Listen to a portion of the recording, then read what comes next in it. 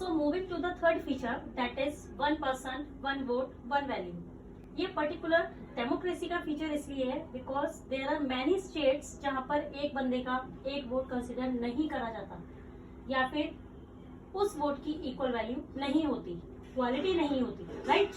तो हम इसे देखें कि जब भी इलेक्शंस होते हैं, so in order to distinguish between the people who are voted and the people who are not voted, black ink से मार्क कर दिया जाता है सो दैट पता चल जाए कि किस इंसान ने वोट किया है, right? So that is there we can say that there is one person जिसका अब एक पर्सन सिर्फ एक ही बार वोट दे सकता है और उस वोट की एक ही वैल्यू है। ऐसा नहीं है कि एक पर्सन का मन किया उसने उठाकर 5 वोट देती या फिर 2 वोट देती, no, one person one vote. अब इसके कुछ केसेस देखते हैं जहां पर ऐसा नहीं होता। जैसे if we talk about Saudi Arabia, तो 2015 में सऊदी अरेबिया की वुमेन्स थी, they get the right to vote. उससे पहले they didn't have the right to vote. In 2015 उनको राइट मिला। Then if we talk of Fiji, Fiji के अंदर जो नेटिव्स होते थे, it means the indigenous Fiji people, उनके वोट की value was more than the value of Indian Fiji. It was not fair that. And then if we talk the case of an Estonia, की जो Russian community थी, उनको right to vote मिलना ही मुश्किल था, वो स्ट्रगल करते थे that to have the right to vote. So here came the third feature of democracy, कि एक डेमोक्रेसी के अंदर हर एक एडल्ट सिटीजन को राइट टू वोट मिलना चाहिए। Then one person will have one vote and each vote will have one single value. ऐसा नहीं है कि किसी के वोट की ज्यादा वैल्यू होगी तो किसी के वोट की कम। हर एक इंसान का vote will have a similar value. Yes, clear students? So came to the next feature and moving to the next feature और the last feature, that is rule of law and respect for rights. इसके अंदर एक case study लेंगे हम Zimbabwe की। This is very important case studies and interesting also. Back story में जा रही हूँ थोड़ा, सो लिसन केयरफुली। इसमें क्या था, जिम्बाब्वे को अपनी इंडिपेंडेंस मिली थी by the white minority rule in 1980। 1980 में जिम्बाब्वे को इंडिपेंडेंस मिली थी, किससे? यस, व्हाइट माइनॉरिटी रूल से।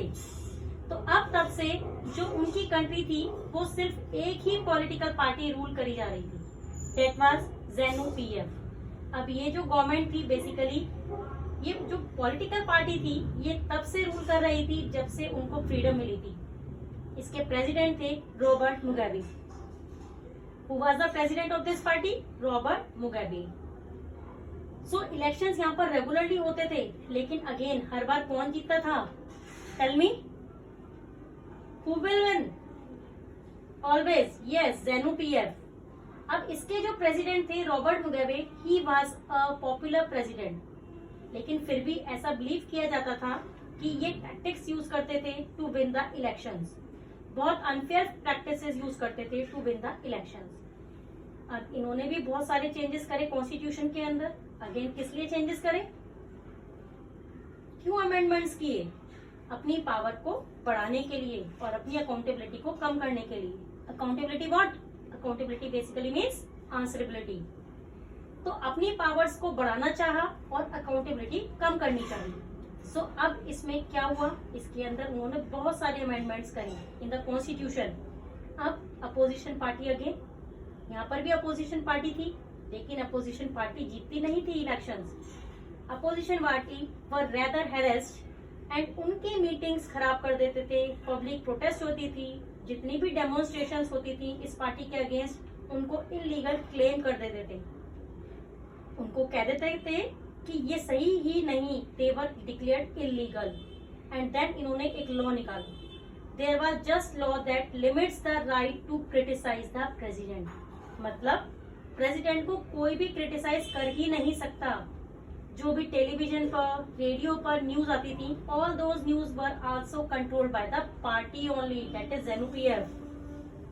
थोड़ा बहुत आप कह सकते हैं कि यहाँ पर सेंसरशिप थी एंड टीवी पर जो भी न्यूज वगैरह आती थी, they were all controlled by the government only and they always use to tell the version of the ruling party. मतलब रूलिंग पार्टी की साइड के भी व्यूज, ओपिनियन सब कुछ एक्सप्रेस करे जाते थे। अब ऐसा नहीं है कि किसी ने भी अपने व्यूज को एक्सप्रेस करने की कोशिश नहीं की। यस, बिल्कुल की।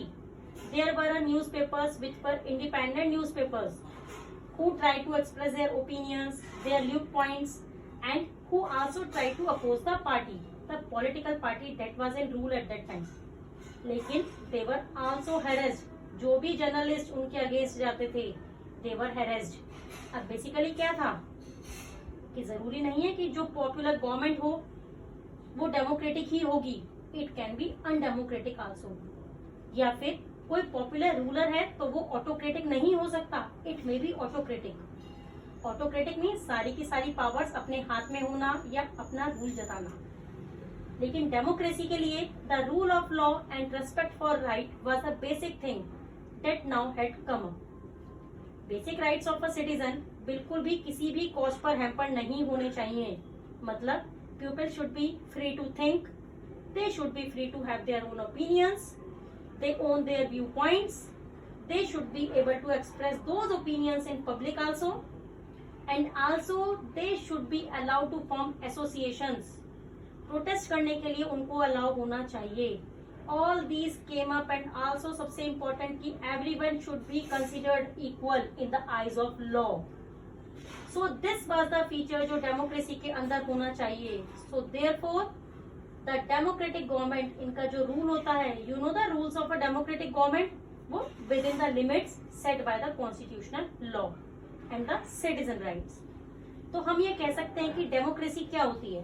डेमोक्रेसी एक फॉर्म ऑफ गवर्नमेंट होती है जिसके अंदर the rulers are elected by the people. अब वो रूलर्स कौन होते हैं? रूलर्स आर दोज पीपल जिनको हम लोग इलेक्ट करते हैं फॉर टेकिंग मेजर डिसीजंस। अब लोग कौन कौन होते हैं? If you want to define the category of people who can vote, are basically those people who are above the age of 18 years of old, right? Moreover, जो elections होते हैं उससे क्या होता है? Elections basically give a choice. They offer a choice and a fair opportunity to the people to actually elect their own representatives in the government. And ये जो choice और अपॉर्चुनिटीज होती हैं ये सारे के सारे लोगों को इक्वली प्रोवाइड करी जाती हैं। ऐसा नहीं है कि रिच के लिए अलग पॉलिसीज होंगी या फिर पुअर के लिए अलग पॉलिसीज हैं। No, everybody is treated equal. So I hope this part is clear. Features are clear, case studies are clear. Case studies are very important in this chapter because there are so many questions arises in these case studies which we have studied earlier in the features of democracy. So students, I hope you all are enjoying the first session of this class. If you have any query, then please ask me in the next session. Have a nice day.